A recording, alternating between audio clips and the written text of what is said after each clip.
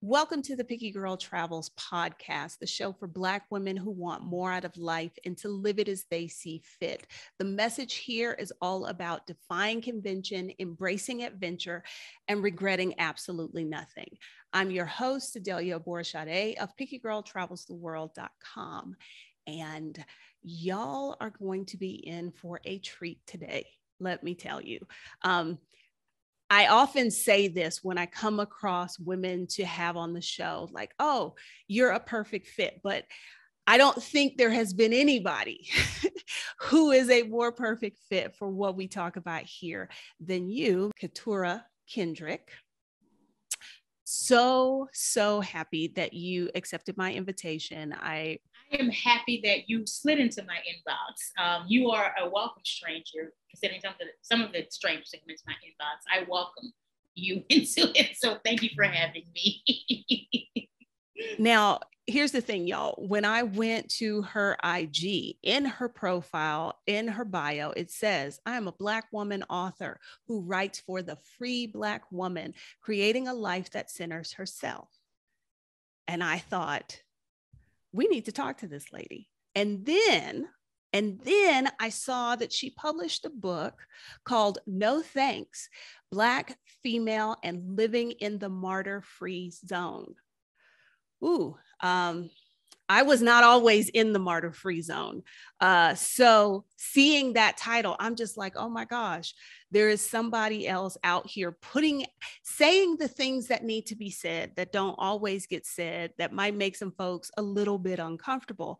And y'all, she's got her own podcast, Unchained and Unbothered, which is a podcast that features Black women who live with intention, Black women who make choices with agency. Like, hearing all of that, for those of you who have listened to the podcast before, you know she's definitely in the right place. So thank you again for coming to chat and hang out. It's kind of hard to know where to start with you, actually. Well, I've been told I'm a difficult lady, so.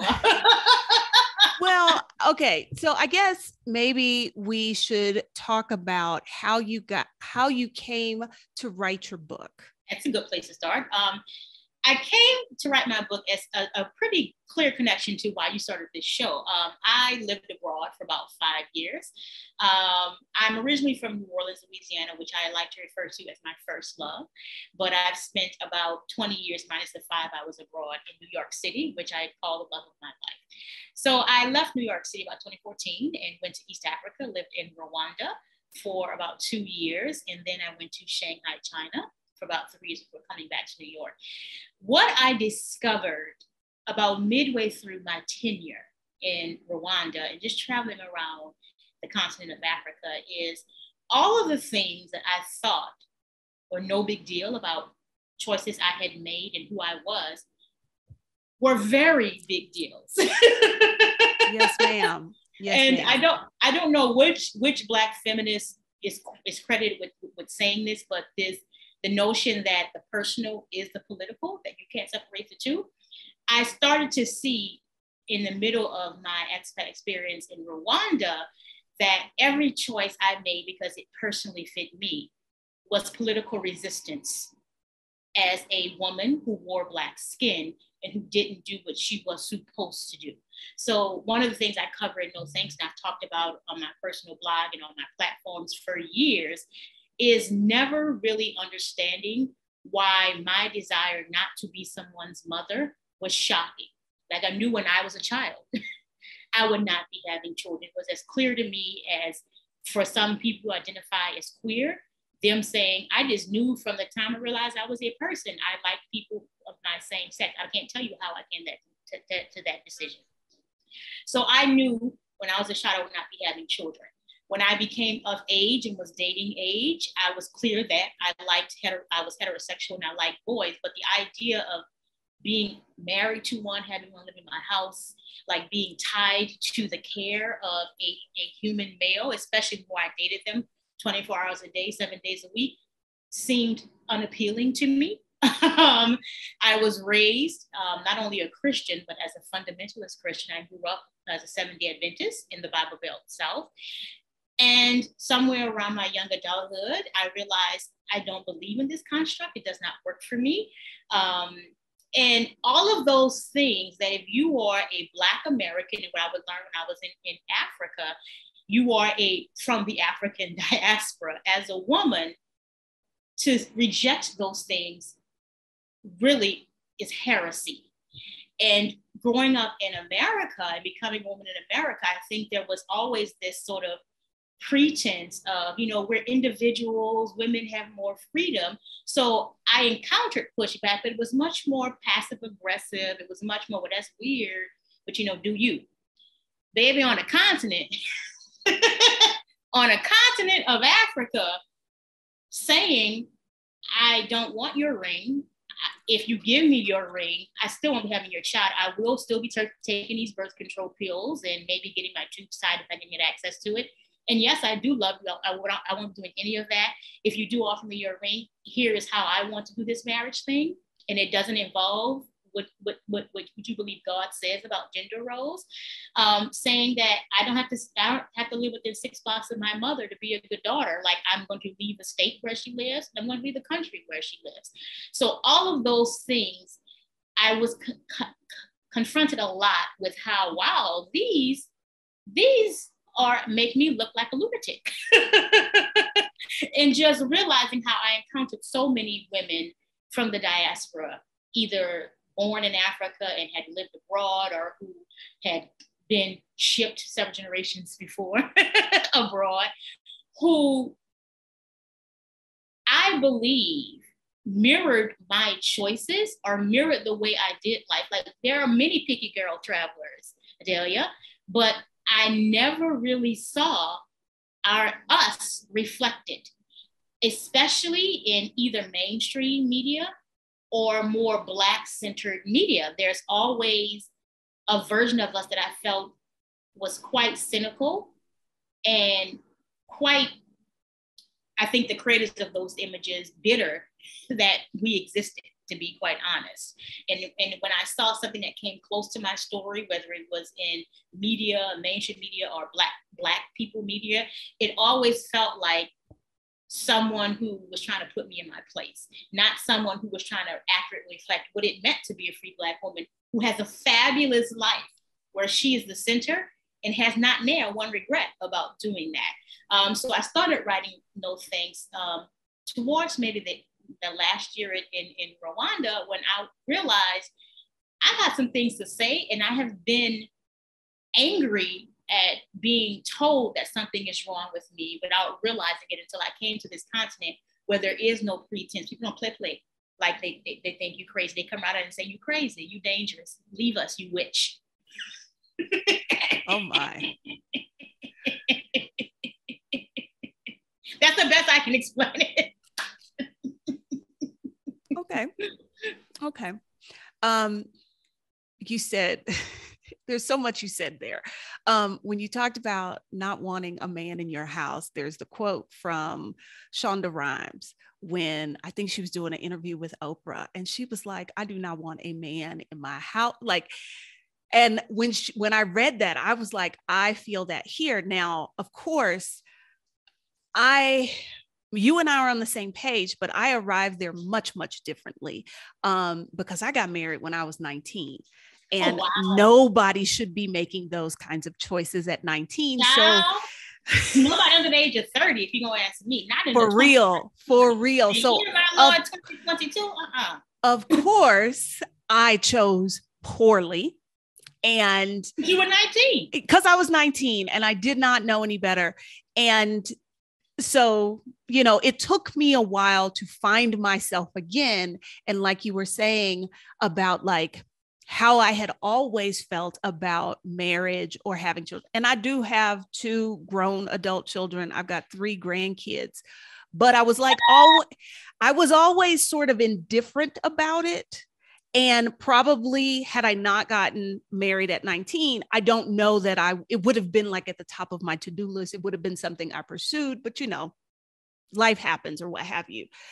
my views on marriage, my views on gender roles, all of that, it's always kind of been like a little out there. And like you said, I didn't see anything reflecting my way of thinking. I wondered because I watched I guess it was like your book release party. And there was a comment. You did some research. Go ahead, girl. There was a comment you made about not seeing in media, women living the life that you would live and making the choices you would make. And then you brought up a different world. And I had never really thought about this, that, Denise was this free spirit. She was bohemian. She was out there. She goes to Africa and they tame her and she comes back with a man and a baby. Mm-hmm. Not too different from my story there, and then they did it with Jaleesa. Because I remember thinking like, yes. And as I watched it, I remember thinking like, Jaleesa's been married before. She's been there and done that. But why is she so like flighty? Why is she written so ditzy now? Like, once she got remarried and she had a baby, and then what they did to Whitley, like, and I had never put it together until they spent that whole show trying to humble her, because first she was the bougie uppity Black girl who Dwayne Wayne, love of her life, kept trying to humble and cut off at the knee because she thought that's what she need. And then when she did, married this fool who interrupted her goddamn wedding. Like, adults have made decisions here, homie. My grandma was sitting in the home. What the fuck is you doing?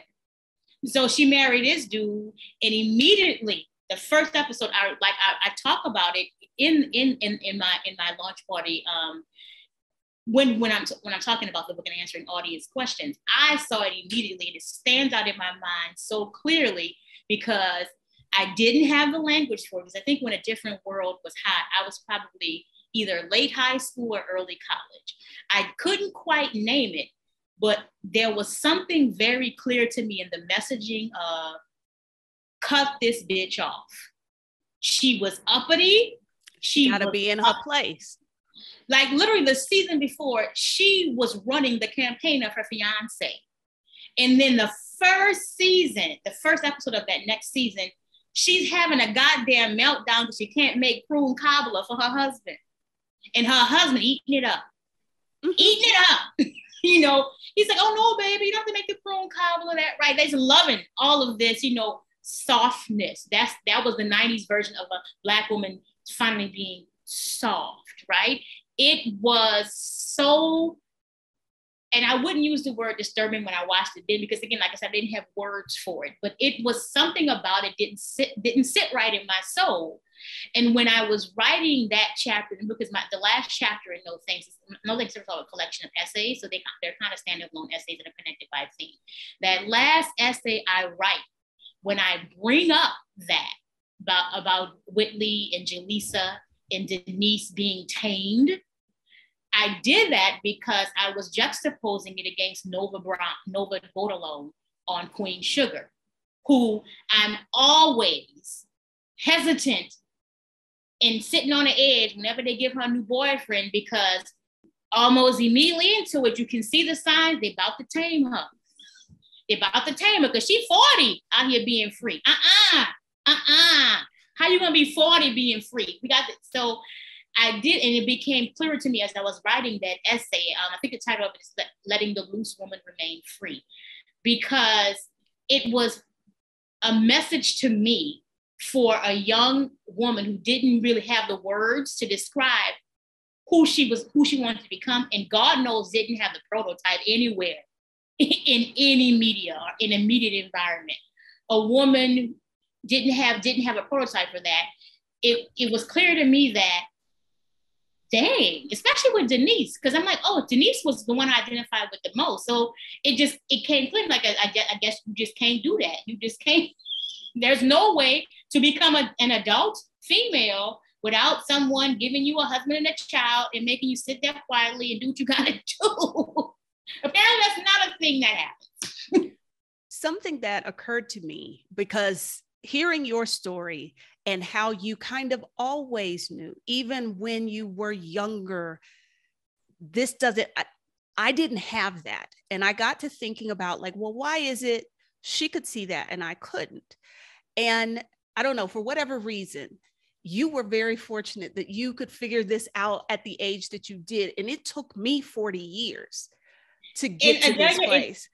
Your story is much more common than mine. That's one of the things that I think surprised me and made me glad that I sat down and seriously wrote this book as from a starting point of, I got some things I need to say, but realizing when I toured it and had Arthur events that was, of course, largely attended by women, but maybe 2 or 3 dudes sprinkled here or there.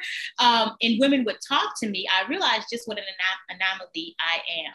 And I think for a lot of women, even if they end up in happy enough marriages and are happy enough with their roles as mothers and stay within, you know, their hometown and help their whole family, even if they're happy enough with that, they have said to me, had I read this book years before, that's why in the preface I say I'm writing this for the young college girl now, so you will know you're not crazy, the little Keturahs who still think, wait, how come?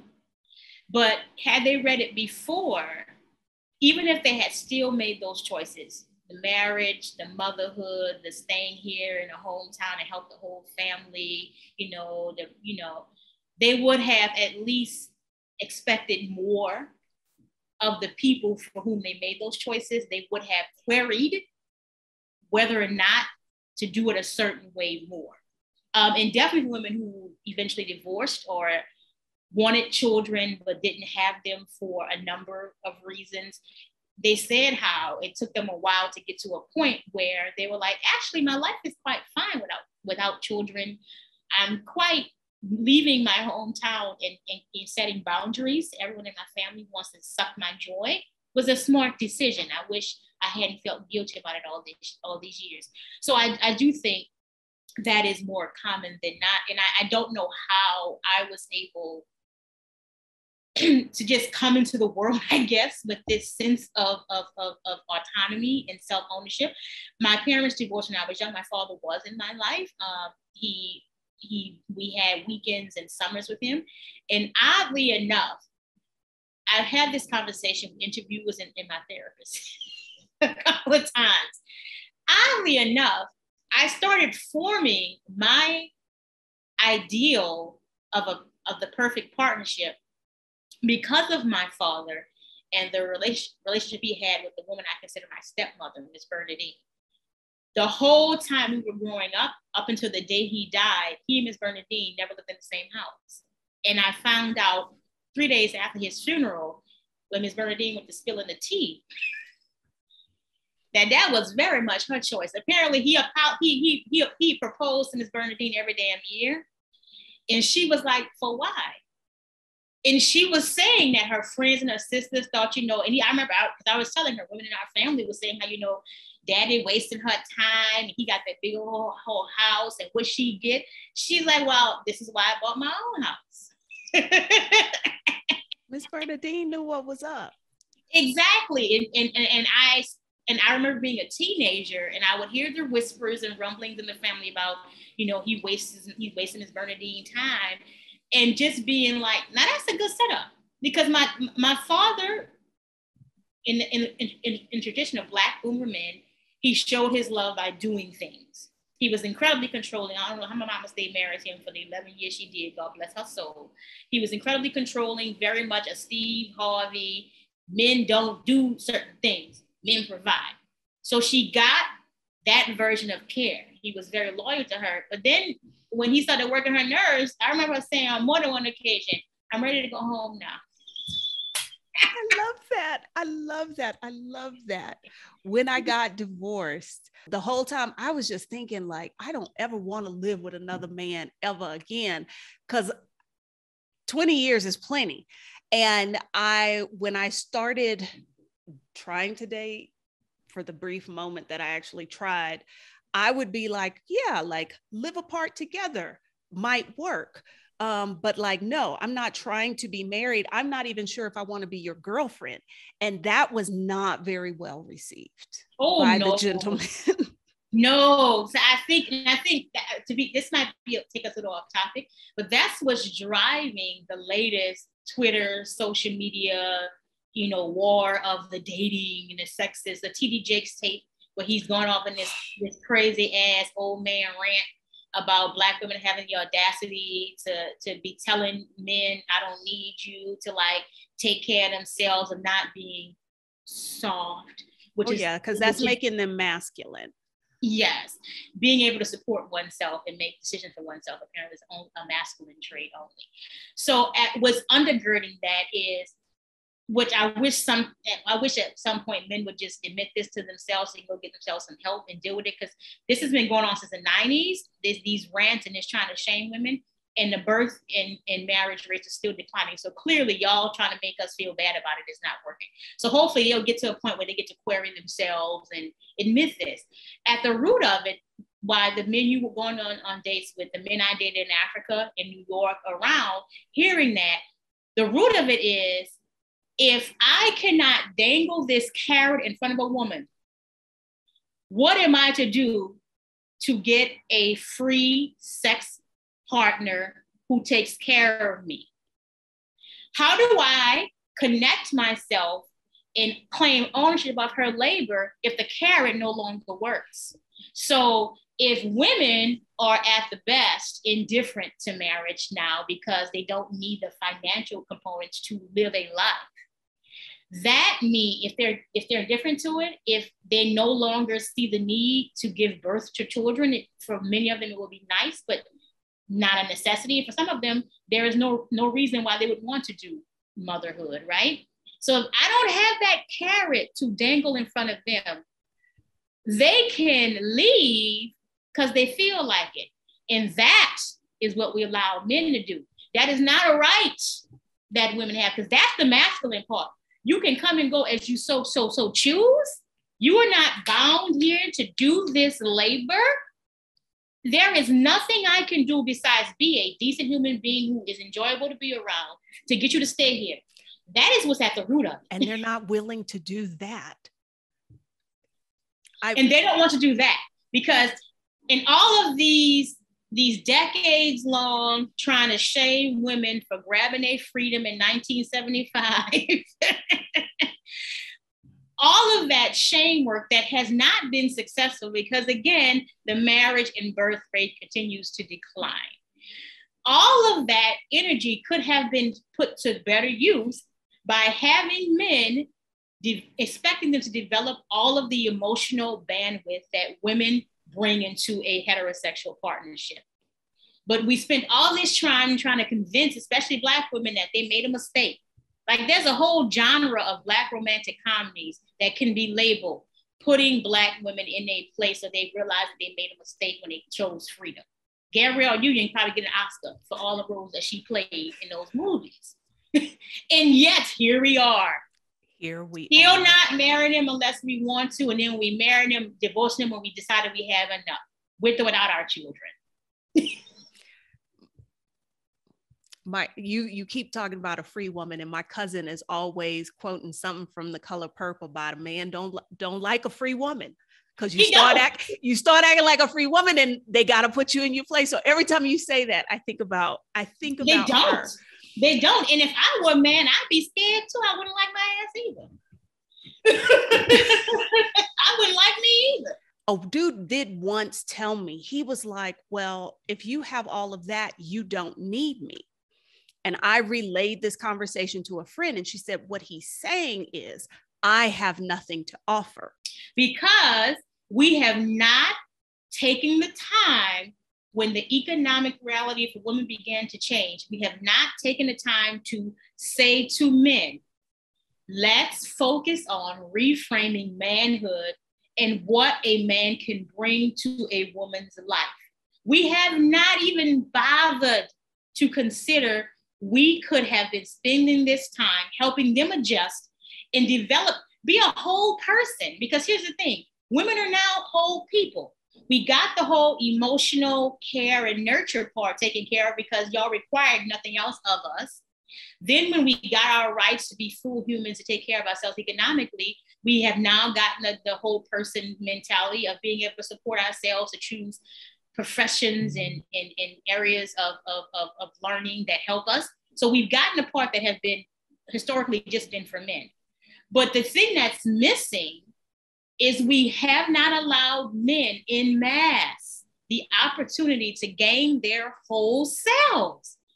And we instead are sort of reverting to, let's now try to shame women for being whole people because they got this one aspect of wholeness that used to be only for men.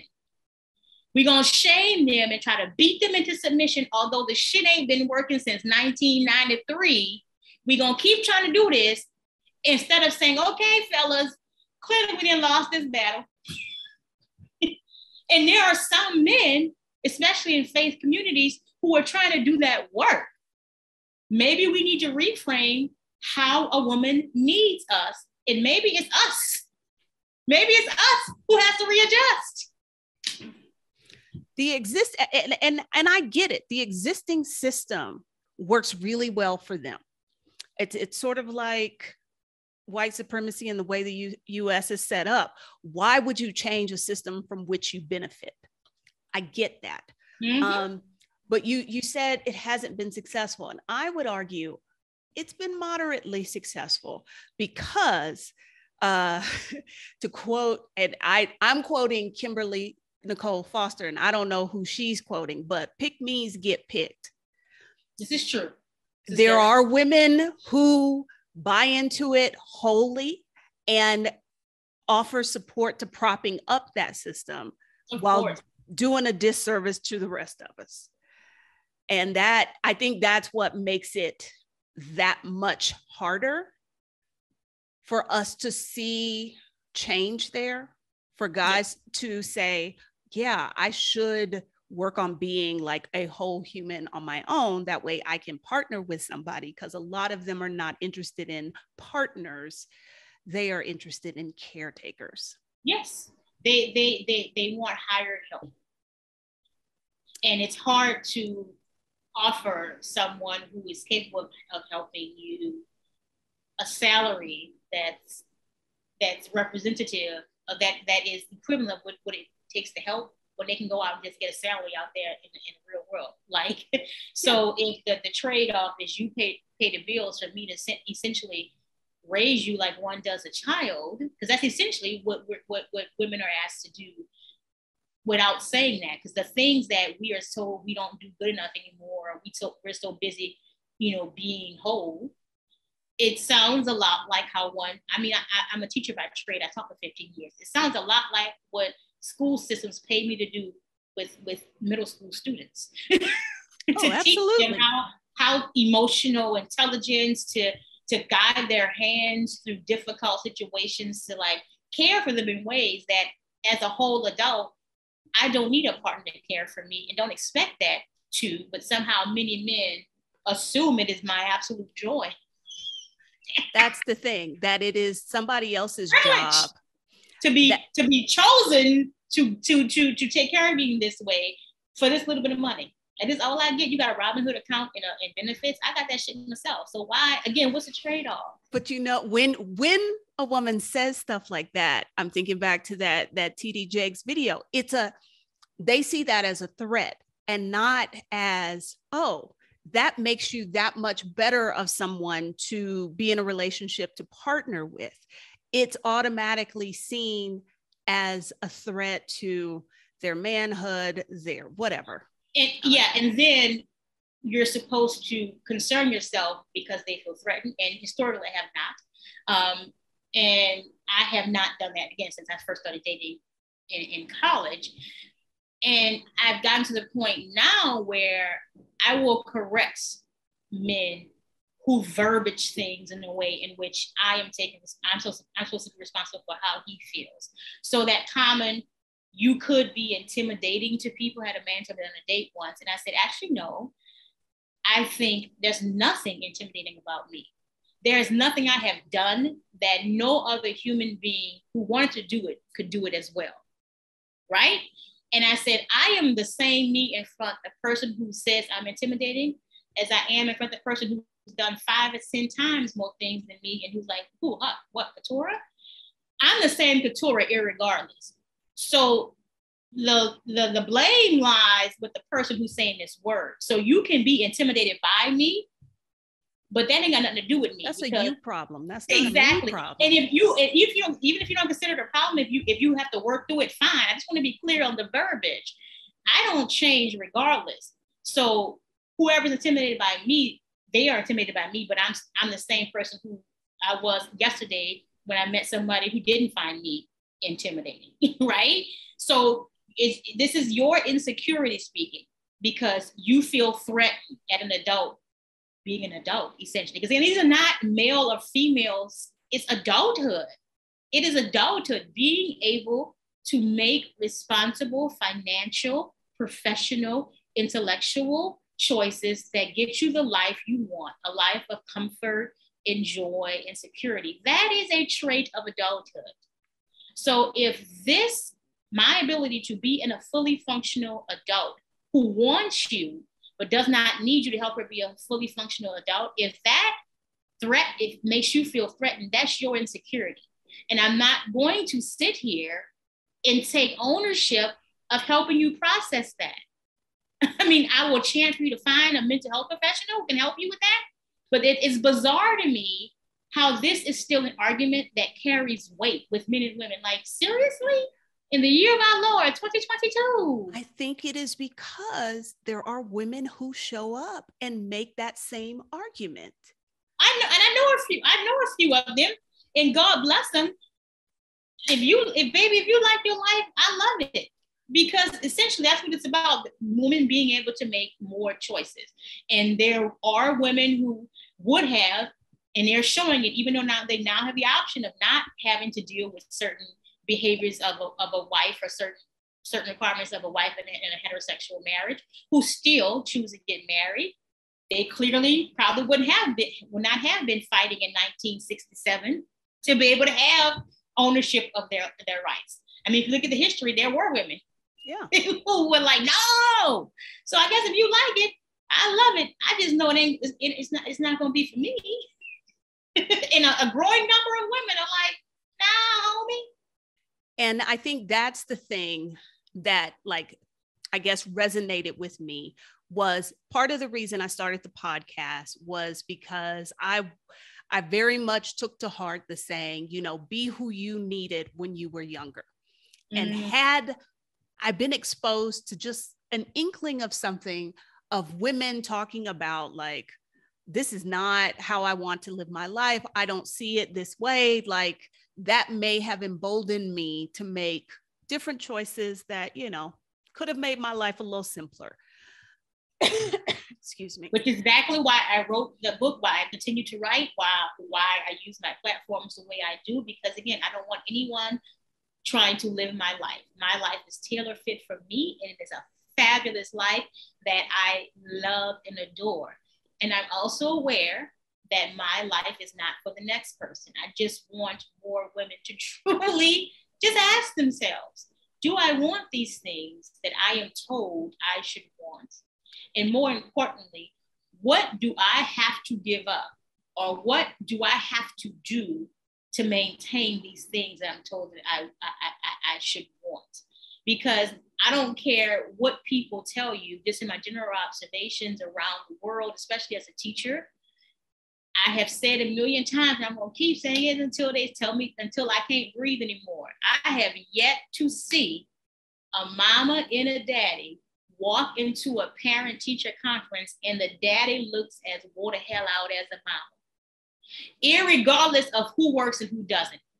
Most of the time, they both work still. And when I taught internationally, there were parents who the wife was the reason why the whole family was in the country. Like, her husband was a trailing spouse. Her job got them a visa, and he did like some little side jobs on the side. Parent-teacher conference, she still looked more tired. When I needed to get field trips stuff done, she was the one who was doing it. Oh yeah, because she's the one that made sure they all got to the parent teacher conference and had it on the schedule and made sure that there was somebody to watch the kids. She did it all. Once after I got divorced, my youngest was, I think, 14 at the time, and she was asking me to do something. And I would often reply like, you got a daddy. Like, why is it that you always asking me? And finally she was like, you're the doer. I know if I ask you, it will get done. And I had some conflicted feelings about that because yes, she's right. But I was like, how messed up is that? That the dynamic, like the weight of everything was on me. Like, that's not what I wanted my kid to grow up and see, you know? Yeah, but I mean, again, this is why we don't come into this world detached from the realities of constructs. And I think what I saw, especially as a teacher, is two heterosexual people in a union have to really be absolutely committed to intentionally unwrapping themselves from that. And I can see how most people don't, because it's fine once you're in the confines of your house, but so many entities and structures aren't committed to undoing that. No. And either you're going to make sure this kid gets to school and the teacher gets the yellow card so you can go on the field trip, or you're going to keep fighting this. And what often happens is you fall right back into those patterns because the world doesn't make it easy for you to completely unearth that. I don't know if it was a video with you in it that I watched, but there was something I think you said about living intentionally. And I think that that's what this comes back to. That, and I can speak for myself here, because again, I mentioned the first half of my life was fairly traumatic. So survival was my primary focus. I let a lot of things in life just happen to me. I didn't get to be intentional about how I lived my life until I was 40 years old. And so if it is that you don't desire traditional marriage, you don't desire motherhood, or maybe you do, it's about having the freedom to live your life in such a way that you make the intentional choices and you're not just sucked into, well, this is how the system works. Yeah. Yeah. And I think that's difficult for a lot of people, but especially again for women, because though I say there isn't a big enough reward to tie myself to patriarchy, the reality is there are enough little rewards that make your life less exhausting as a woman who just says, fuck it.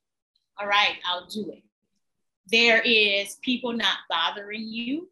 Like, I used to get irritated at how many times I have to explain myself simply because I just mentioned I'm not having children. I didn't bring the topic up. I wasn't preaching. Someone made the assumption, as they often do, that if you're having kids.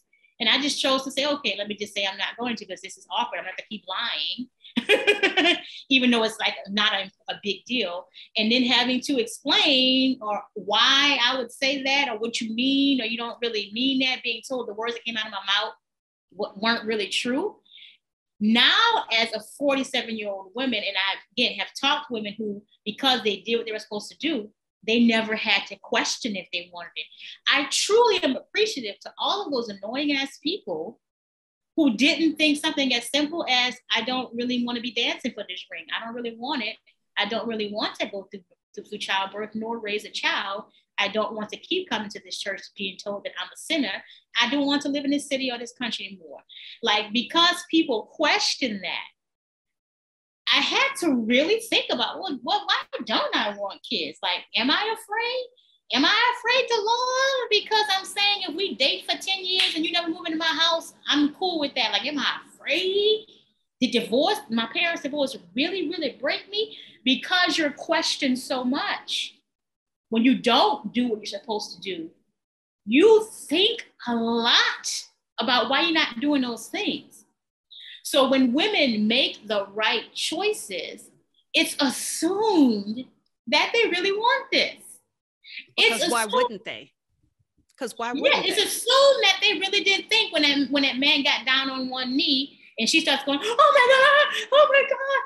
People assume that there have been months of conversations with this man about what they expected in marriage. People assume that she has been paying attention at the church functions and the family reunions where the women always caring for the children, even if they did not birth them, and the person who contributed his sperm is right there with the group. He's not the one. People assume they've been paying attention to all this. They have not. They have not. I have such an issue with proposals. And even when I was married, even before I got married, I didn't think there was anything wrong with a woman proposing to a man.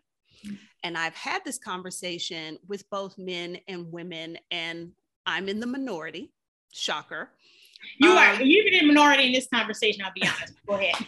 But because the way I look at it is basically because really what it should be is a conversation between the two people involved that culminates, excuse me, I got an eyelash in my eye, that culminates with the decision of we're going to get married. But this idea that I am supposed to wait until he is ready to pop the question to reward me with being his wife, and that if he don't ever feel like it, and I love him and I'm with him, I just gotta not be married.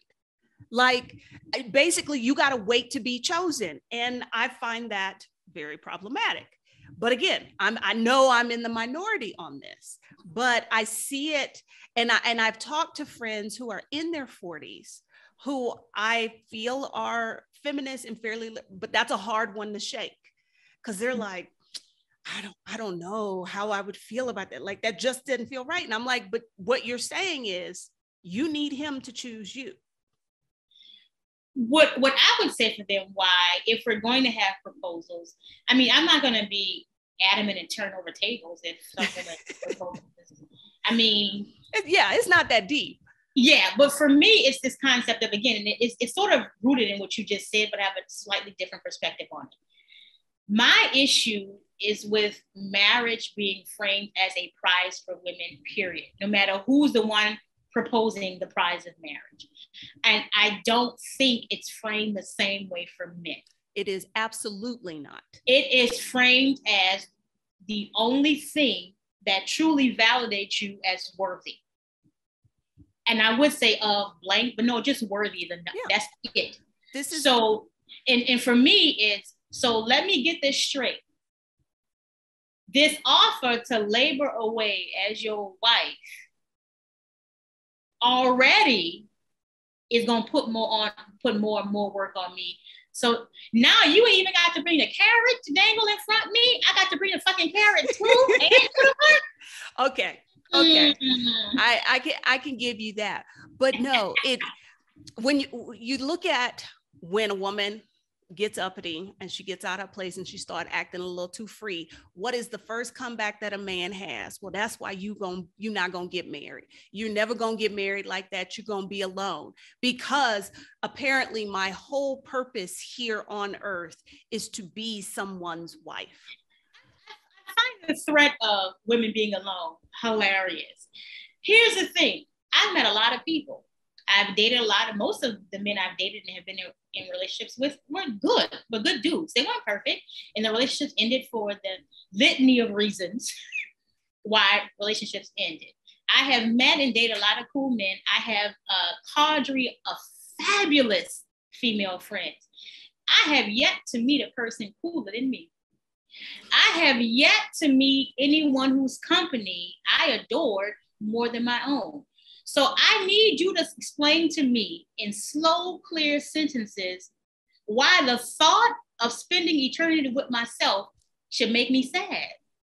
And again, make it make sense that you're literally saying, when you throw this threat and hoping it sticks, is you expect an adult person with the gift of logic to can't stand the mere thoughts of being with themselves while simultaneously searching the earth endlessly for somebody who won't do it.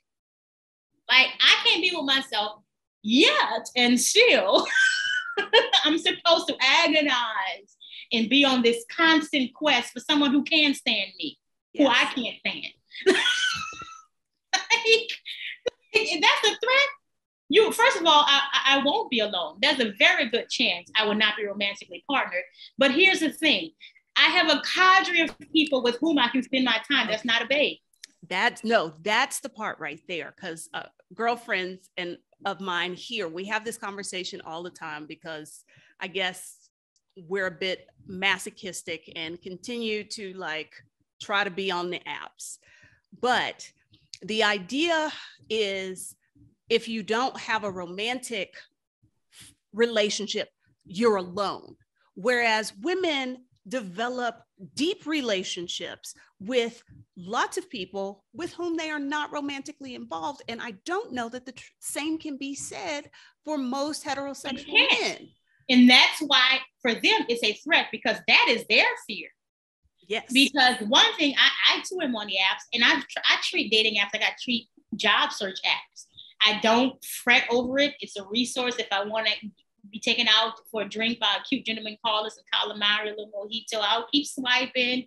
It'll lead to conversations and may lead to a relationship or not. So I'm on the apps too. So for them, what I've noticed is in my late 30s, early 40s is, again, because they have relied on the women in their lives to be the emotionally vulnerable one with whom they can be their whole selves. When they reach middle age, the chances of them having deep connections outside of the women who they're romantically involved with is slim.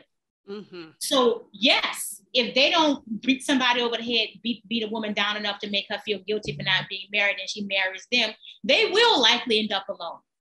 But women, even when they have romantic partners, tend to already have a lifetime of really deep, meaningful connections with other women, because we have the ability to do that because it's been expected of us for so many generations.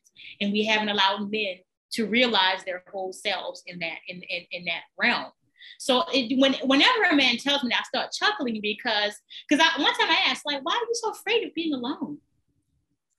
Because I never said anything about it, which leads me to, because if you're trying to scare me with my biggest fear of dying, you'll be in quicksand. So you didn't say you're going to die in quicksand, which would have been, oh, you said something that I've never mentioned and never thought was an awful thing. So clearly this is your biggest fear of how to die. And you will be alone, sir. I will not be alone. And here's the thing. Y'all are pretty easy to get into bed and get some cuddling from. So yes, there's a very good chance that a man will never offer me the ring because of my mouth, or my mouth set up and I'm too much. That's very likely. But to have female friends and connections in communities, and also have a bae here and there who takes me out for a drink and snuggle with me and spend the night, that shit ain't home. Y'all easy. I had an interview earlier this week, and it is with somebody she's like, look, I had community. What I need is a man. I need, and that's the thing. Like, fair enough. That is fair enough. If that is the life she wants, that is the life she should be entitled to. And I just laugh because I'm like so much the opposite of that, because I'm like, look, bring me tacos, warm my bed occasionally. And that's really all I have. Like, my life is full, but if you want access, like, you can do those things. But I do have a full and complete life outside of trying to find a romantic relationship. You can love me from across the street. I don't see why you have to be in my house to love you. I don't understand that. Why we got to be together every day? Why we got to do paperwork? Why I got to like labor emotionally to help you? Why I have to do that? I said some things out loud, even when I was married, about how like I thought the whole concept of marriage like was dubious. I was like, because this whole thing, like, I'm supposed to pick one person and love them and be with them. Like, I'm supposed to, he didn't appreciate these comments. And this is when it became very apparent, like, oh, we are not the same kind of people. This is why you don't get married when you're 19. This is why you don't get married when you're 19, because you haven't figured that out.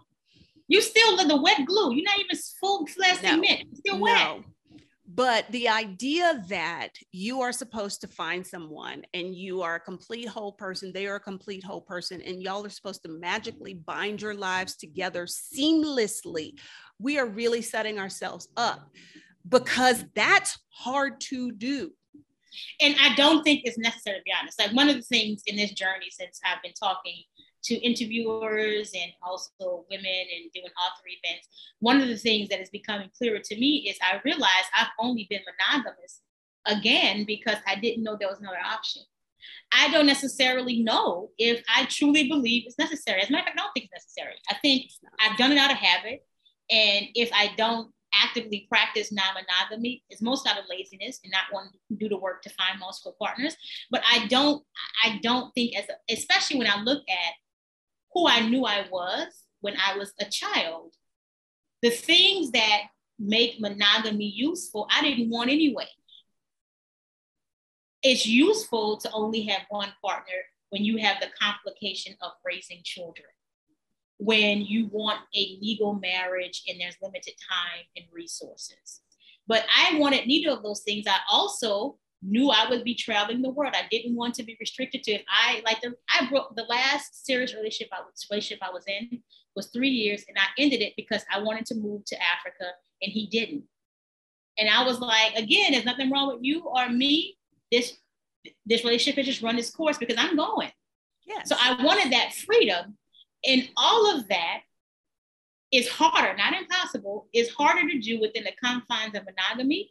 And if you don't want all of those things, monogamy serves very little purpose for you. No, it really doesn't. And what I found to be very interesting, because I kind of feel like I was sold a bill of goods here. I'd always been told, like, well, you know, men don't, monogamy is really a thing that women are like pushing on men, blah, blah, blah. But show up in these dating streets as a woman who's like, monogamy, whatever. Like, that's fine for them, but not for you as a woman. Because how can I hold and dangle this carrot in front of you? How do I have access and control of your body? How can you decide what is right for your sexuality without my being able to influence you with the carrot on, but you get closer proximity to me? It's the equivalent of when I used to date men when I was still, like, I'm still technically fertile, but definitely when I was more younger in my childbearing years, of men being very honest, which I told them up front, you need to make a decision because you have more to lose from this than I do. Not wanting to continue dating me because I didn't want children, because I was always very honest and clear about that.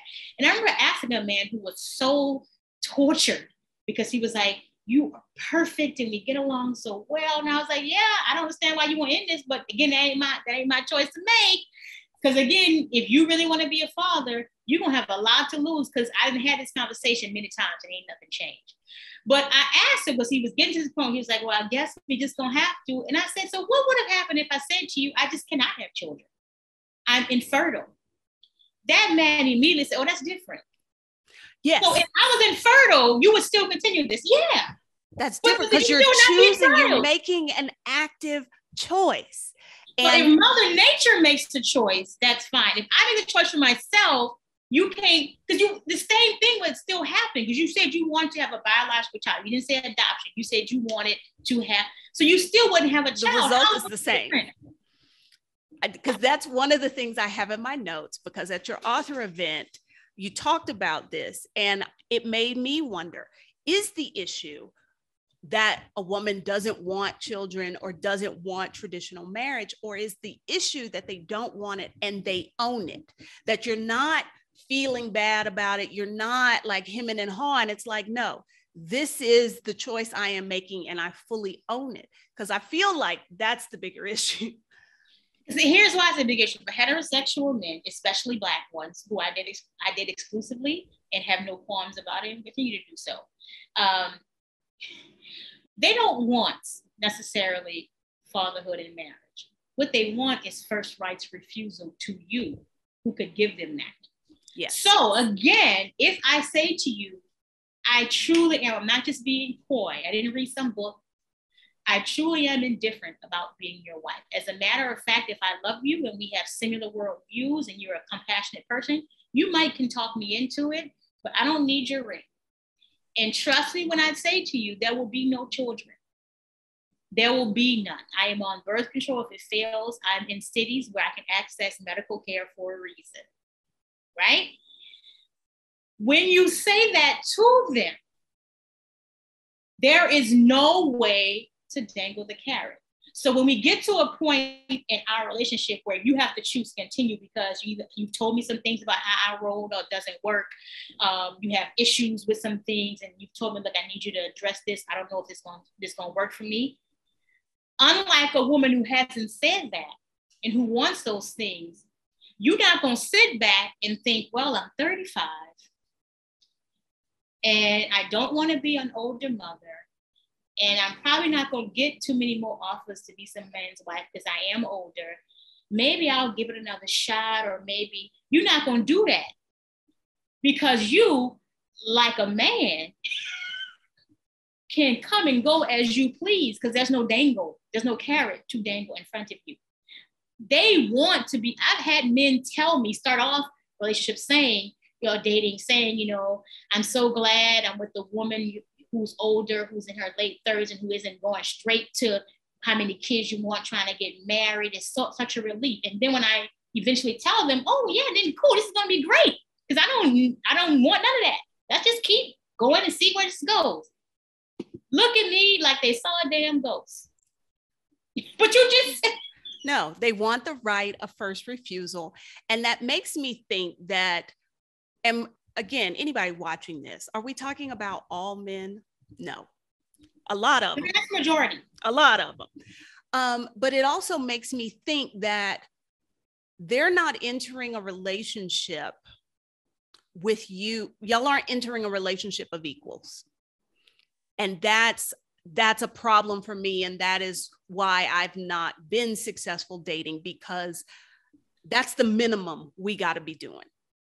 Because I done been there and I done done that.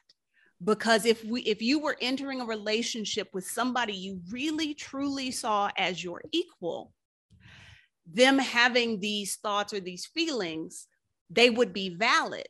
There wouldn't be this pushback. Yeah. I don't know if I definitely don't think they see it that way, and I've actually never thought about that component. But yeah, it makes perfect sense because.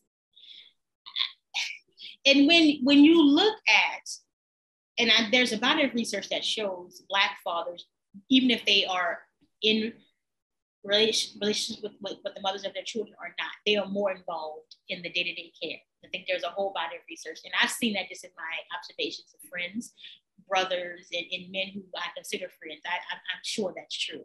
So they are more involved in the day-to-day care of Black fathers. But when it comes to the heavy lifting grunt work, and some of this because structurally outside of that house, outside of their home, structurally the world is going to call a mama, right? So when you look at who ends up having to sacrifice the most in their own personal adult life, in their professional life, and just their ability to enjoy the pleasure of themselves, it will be women. And men don't seem to be upset about that, right? So no. The actual role, like they enjoy being able to say, this is my son, this is my daughter, telling their dad jokes, coming to the defense of their young daughters and making her feel. But the day-to-day toil of parenting does not seem to interest many of them who are dead set on, you must be willing to have my baby, you must be willing to be my wife, or who say that with pride, I'm looking for my wife, like, I'm let you know, I'm looking for my wife. Like that's supposed to impress me. Yeah, exactly. They don't necessarily want all the work that goes into that sort of legal, everyday cohabitation partnership. They don't necessarily want the grunt work of the daily grind of raising children anyway. What they want is the ability to have access to your labor and dangle that carrot in front of your face, because they have not been required to develop their whole selves and give themselves what we have been giving them as part of the marital contract since time without beginning. Absolutely. Absolutely.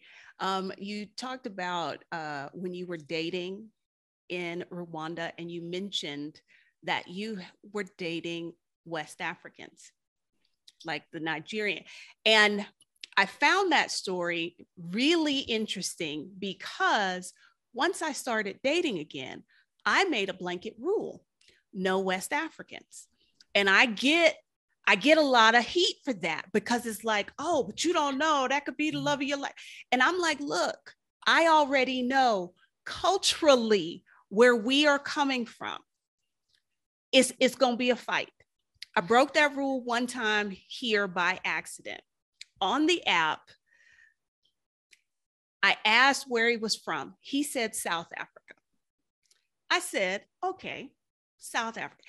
On the date, I discover he's actually Nigerian living in South Africa. We fought like cats and dogs. This is literally on the date. Him, well, you shouldn't talk to me like that. And I was like, you ain't even heard me talk to you crazy. And I'm having to tell him, this is why we can't go on another date. Like, so when you told that story, I just laughed, because I was like, see, this is why I do not date West Africans. Here's what makes me a Gemini and a complex human being. I find it hard to swear off the West Africans. It's easy to swear off Nigerians, because even on the continent, don't nobody like them. But let me stop, because that ain't my place. Well, because it is kind of true though, but it's true, but I'm not a continental African, so I feel kind of bad, but I have anecdotal proof from several people's mouths in several different African countries. Nigeria is just universally like, we don't like them either.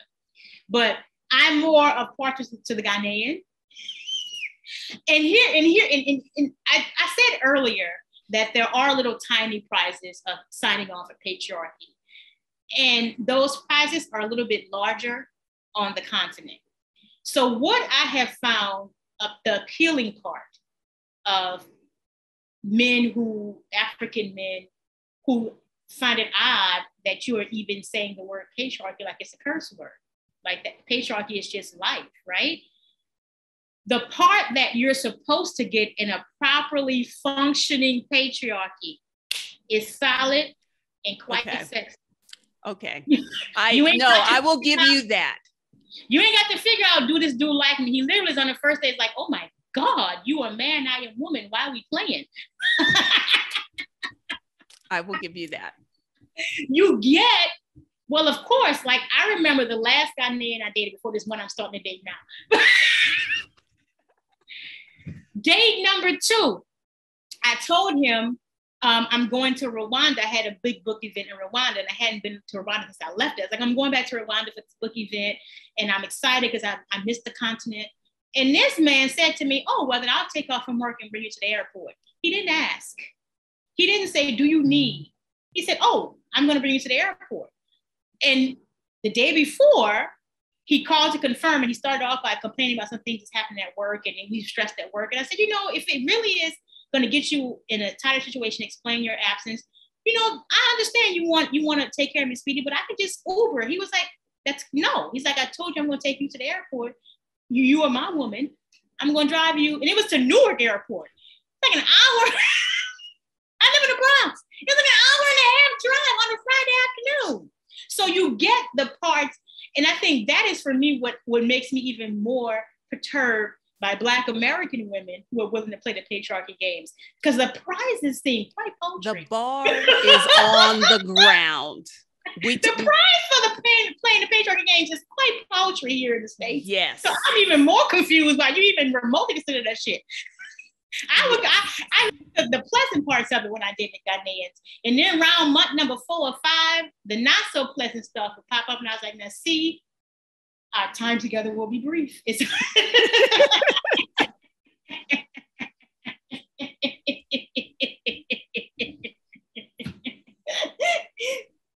But I hear you. Yeah, no. And like I said, I have tried to go back a couple of times, and then every time I'm reminded, this is why you said, don't do this. So same here.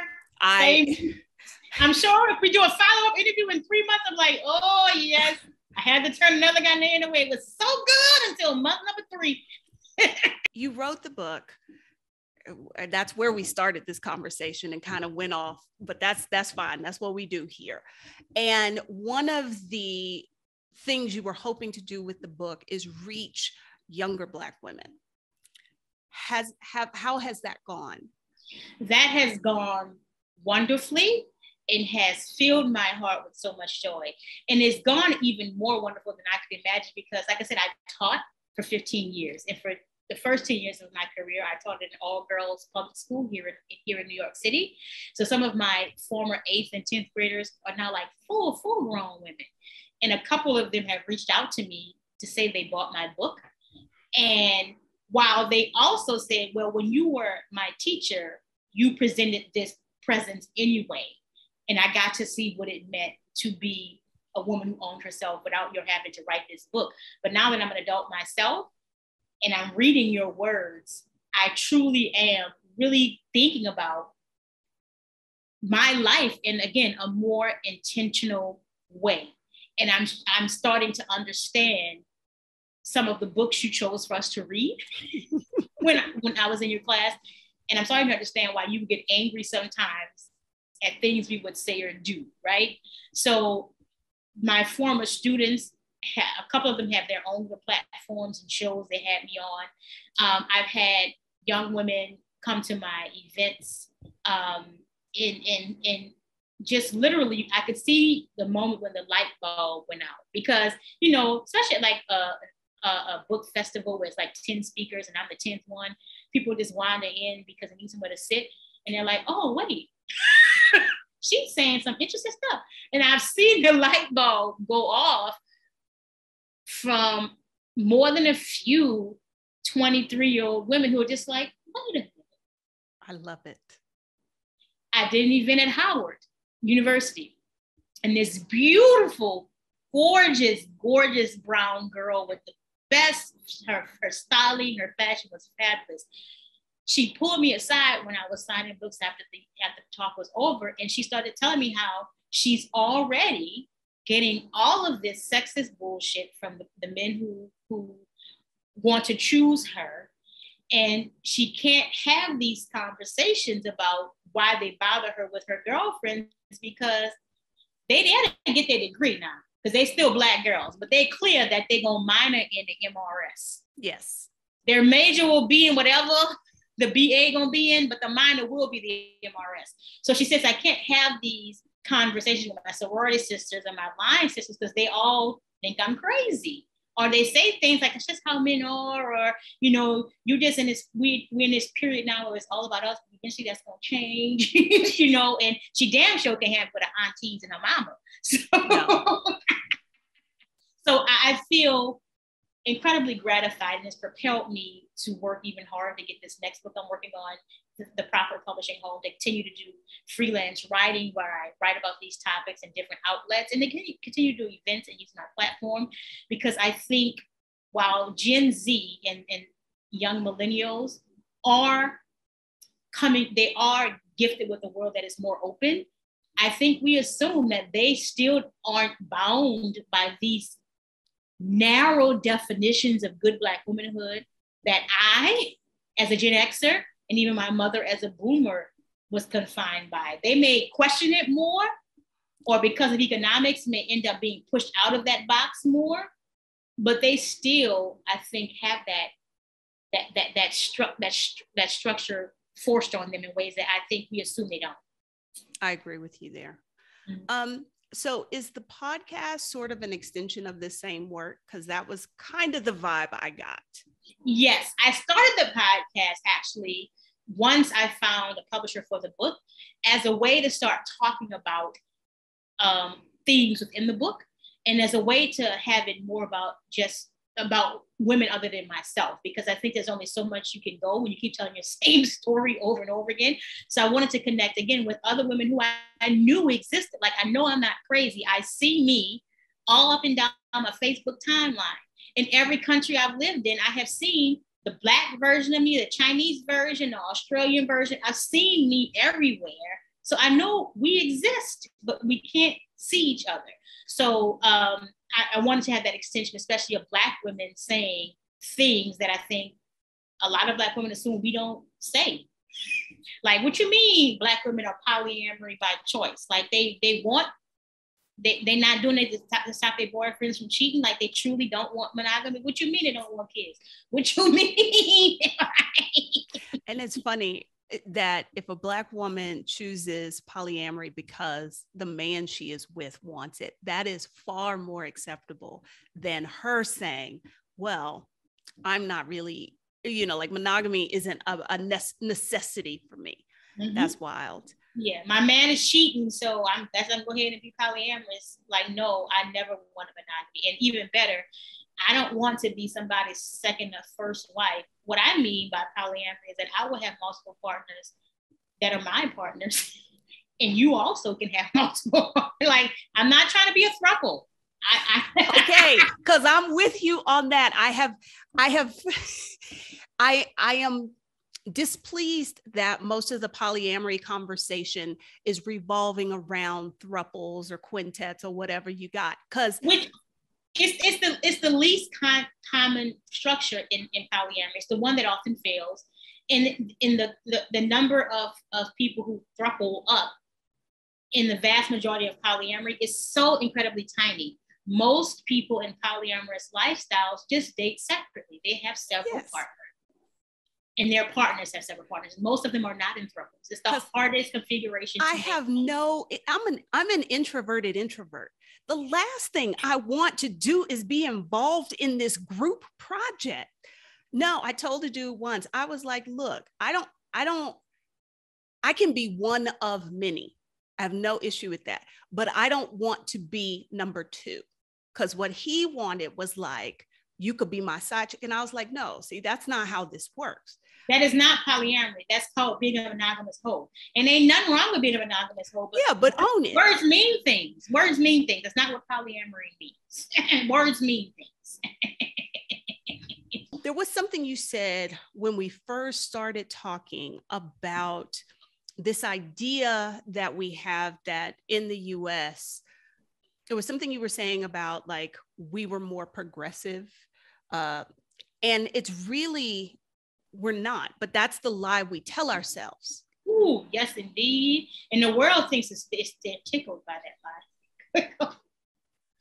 Because we and as women, we often propagate that whole, I don't want to call it a lie because that seems like a very harsh word, but I call it pretense. Yes. Okay. We'll go with that. We propagate that pretense with like, oh, you have all these choices.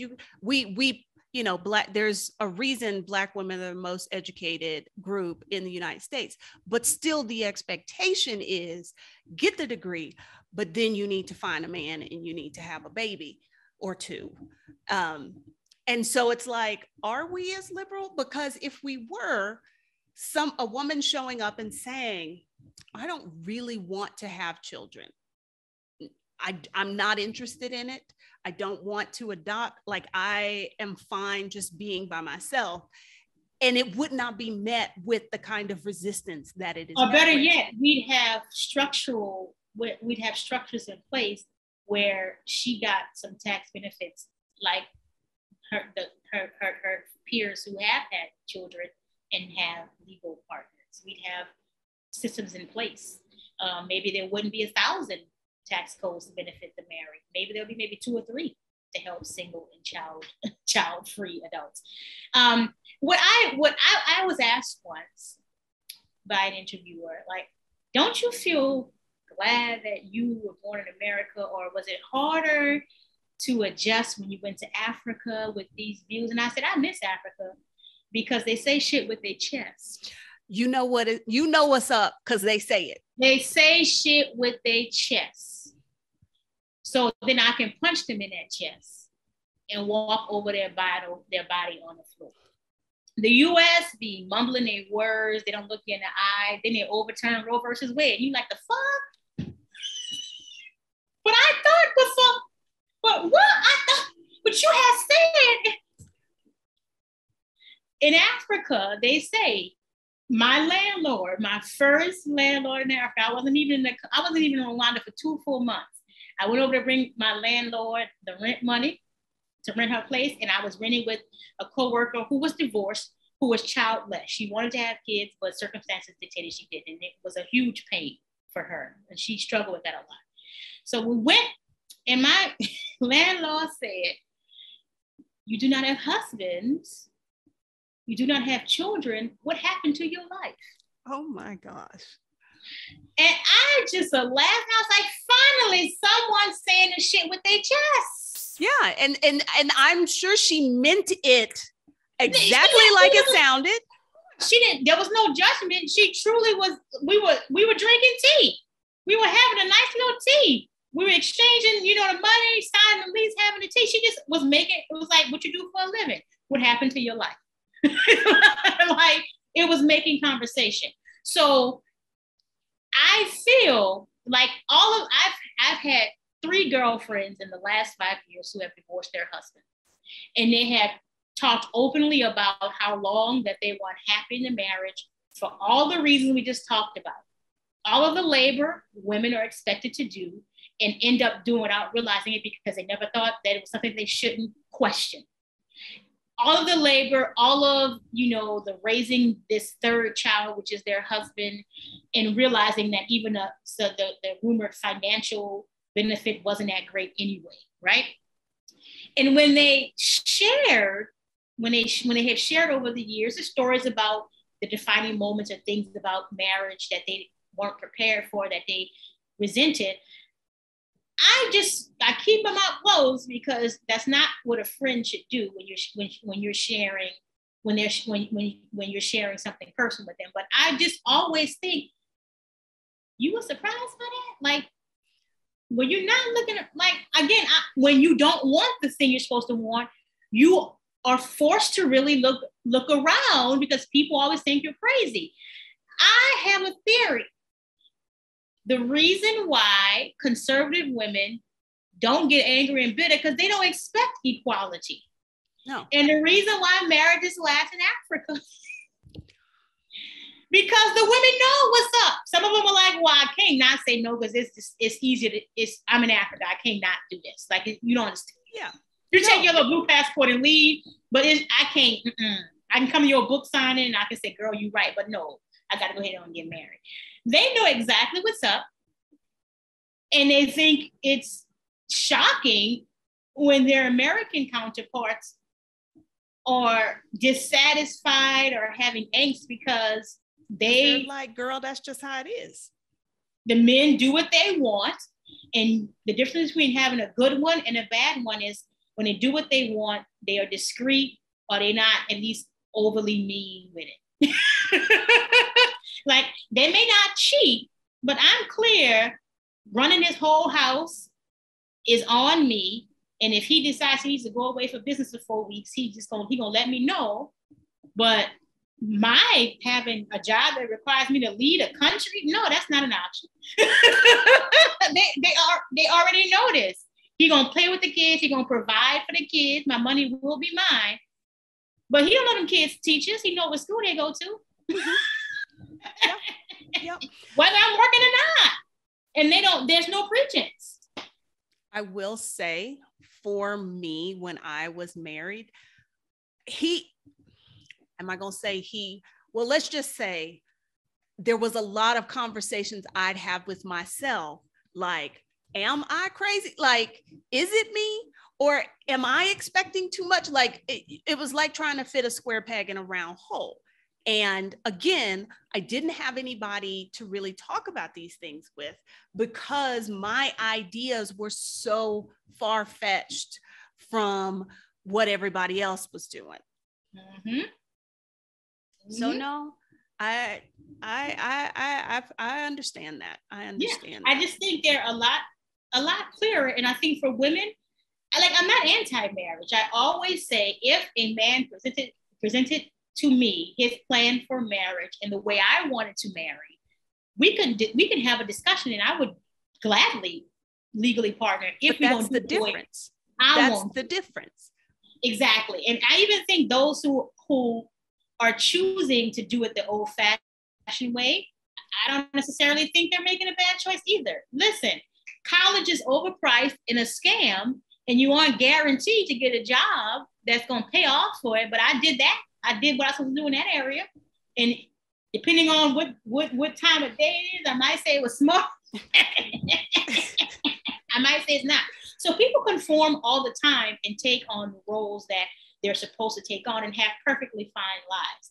I just think here in the US, there's lots of it's no abortion. Yes. It's about being intentional with whatever the choice is you make. And because of that, because we aren't being honest about, though women now can get their own credit cards and sign their own mortgages, the vast majority of heterosexual couples requires the woman to wrap her life around her husband's to keep the family going. Even if the husband's a good dude and progressive. Yes. I always point to Michelle Obama talking about how her husband was living his best life in DC, and she was taking their babies on job interviews in Chicago. So if we were honest about it, those women would more often than not make informed choices, whether to do it or not to do it. And it could be anything, but specifically in the realm of marriage and motherhood. If we were honest about it, women would make more conscious, informed choices, because they don't.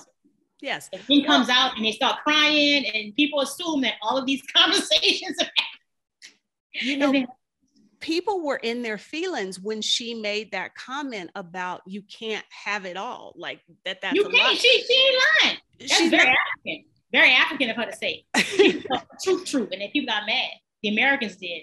The Africans were like, well, yeah. Because no, again, we like to believe that we're so much more progressive and so much more liberal, and women have choices now, but we still expect you to make the traditional choice, but you do have choices. And we're going to create all sorts of obstacles and barriers to your making the non-traditional choice, where unless you truly are insane like Keturah, you're just going to go ahead and break down and do what you're supposed to do. Well, the system makes it very hard if you're not like tuned into who you are. If you've got the slightest waver in that, the system will kind of like pounce on it. So, I mean, I guess that speaks a lot to who you must be underneath it all. I don't know how. I think my parents were the best parents I knew how to be. My parents were divorced. My father was in my life, and he was, like I said, I don't know how my mom stayed married to him for 11 years. He was a good, as best as he could, father to me. And especially when he passed away, years went on, I was grateful for some of the things that he taught me in his own way. So he was a good-ish father to me, but definitely a romantic partner. We wouldn't have made it past the appetizers on the first date if I was on date with my daddy.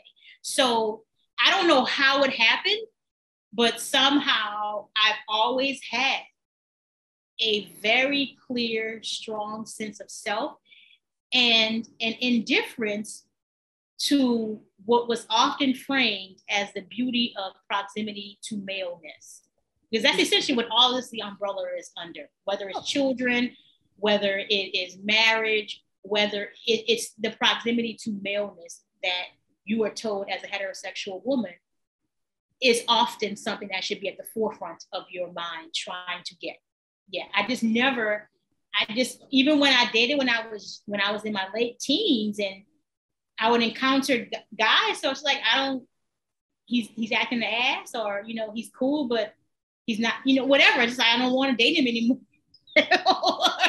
And just going about my business and not concerning myself with, this could have been the one, or it just wasn't a big of a deal to me. I don't know how that happened, but I just know it's always been very clear to me from the time I was young. For me, I blame the trauma of my early childhood with making me crave love that I thought I found with this person. That had I had a stronger base, I would have cut him loose fairly early on. But because I was damaged, I put up with a lot of bullshit I shouldn't have. But I think it speaks the fact that here I am, 47, living literally the life of my dreams. And this is why I share, this is why I started the podcast, this is why I have women like you on, that even if you make some choices that don't lead you toward the life you want, that's not forever. That's not permanent.